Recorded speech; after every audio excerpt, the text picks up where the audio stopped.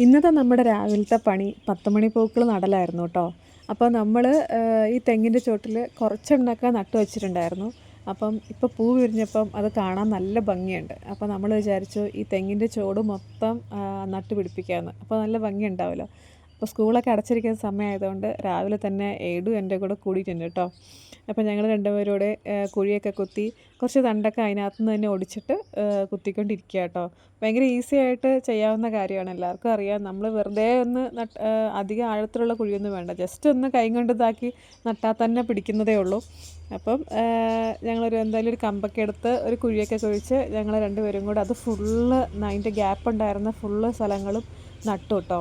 നല്ല ഭംഗിയുണ്ട് അത് കാണാനായിട്ട്. രാവിലെ തന്നെ ആയതുകൊണ്ട് കുറേ കുഞ്ഞു കുഞ്ഞു തേനീച്ചകളൊക്കെ വന്ന് അതിനകത്ത് നിന്ന് തേനൊക്കെ കുടിക്കുന്നുണ്ടായിരുന്നു കേട്ടോ.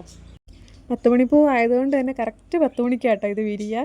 വൈകുന്നേരം ആകുമ്പോഴത്തേക്ക് ഇത് കൂമ്പി പോവുകയും ചെയ്യും. അങ്ങനെ ഇന്നത്തെ പണിയൊക്കെ അവസാനിപ്പിച്ച് കൈയും കാലൊക്കെ കഴുകി ഞങ്ങൾ അകത്ത് കയറി കേട്ടോ.